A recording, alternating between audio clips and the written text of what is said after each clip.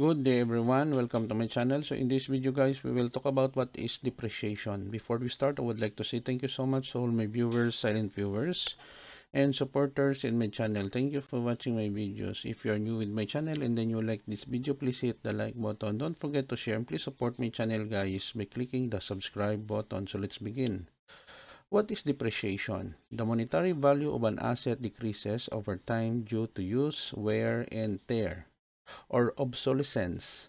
This decrease is measured as depreciation.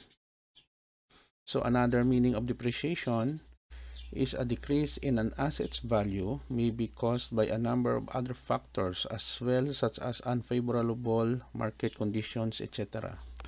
Okay guys, so this is the end of my video on what is depreciation is about. Thank you so much for watching. I hope that you have learned something new in this video. If you like this video, please hit the like button. Don't forget to share and please support my channel guys by clicking the subscribe button. See you in the next video tutorial guys. This is your friend Jake saying bye bye for now.